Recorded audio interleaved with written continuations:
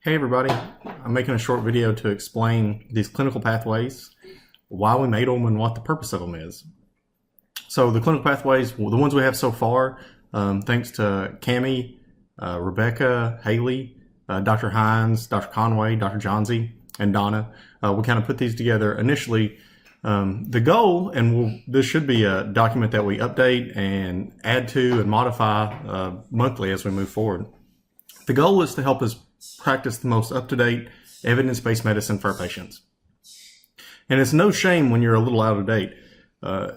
Emergency medicine changes so rapidly, it takes a team to keep each other up to date. So we want to create a culture where it's okay on shift to discuss the way we practice medicine and without getting defensive about it. It's important to have discussions about, was this the best test to order? Could we have done this? Or is this the best way to do it?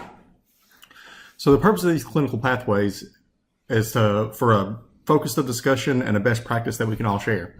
I imagine there's probably some errors even on the clinical pathways we have here. So when you review them all over the next few weeks, shoot me an email with anything you think should be changed or that you see differently, and we can modify it together. The document's easy to modify.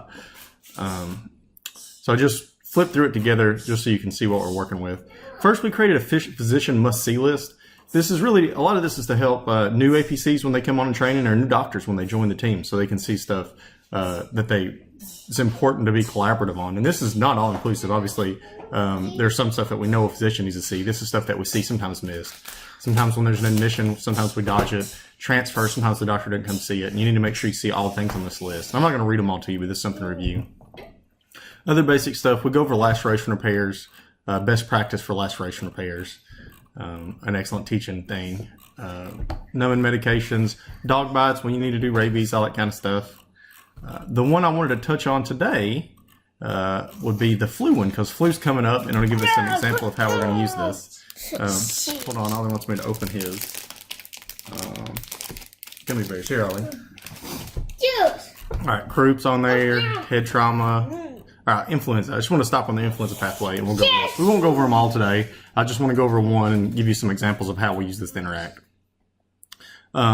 So influenza in general, the CDC suggests once you get a high rate of positives and you know what you're dealing with, when somebody comes in with flu, you don't necessarily have to continue to flu test everybody, especially people that are outside the window and you're not going to treat them with Tamiflu anyway. At that point, it becomes symptomatic therapy. So, and people usually won't be mad at you about this. I try to create a script that I follow for these patients every time. What's really embarrassing is you have a script that you've been using for 6 months, and then you find out you've been saying something wrong all 6 months, which totally happened to me before. So with the flu, what I'll say when somebody comes in, either outside the window or when we know they have the flu, I'll say, so you have the flu. I can do a flu swab on you, and it's not going to change the way we manage this together. It'll take about you'll be here an extra 30 minutes to an hour if we take a flu swab and send it up. If you want to wait for that and see what your flu result is, we're happy to do it. If you'd like to get out here a little bit quicker, I can go ahead and prescribe you some medicines that'll help make you feel better. And when they're coming in, they don't know what to take, especially with their med list. So a lot of time the question is, what medicines should I take? If you were me, if you had the flu, what would you take every day? Sometimes it'll just be, I would take Dayquil in the morning and NyQuil at night. Something as simple as that.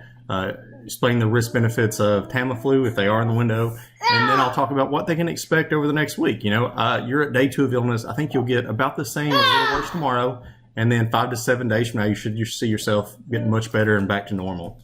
If your course of illness is not following that and you feel like you're getting sicker much faster, please come back immediately. The flu can be deadly. So, and that would be in this pathway. I know you're not admitted to the hospital. Your vitals are relatively normal. You're young and healthy, and I know you're going home. So I'm not going to test you. I'm not going to treat you with Tamiflu. I'm just going to talk about things that I can do to help.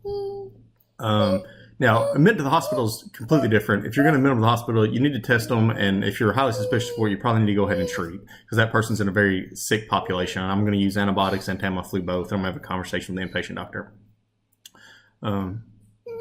So that's the kind of down and dirty of how we're going to be using these things. What you could see on shift is, Cammie comes up to me and she'll say, hey, I got a family pack of 3 that I just saw. I ordered flu tests on all 3 of them. I went through and explained to Mom that we didn't need to do that and it wasn't going to change our practice, but Mom felt like she wasn't going to be satisfied without the flu test.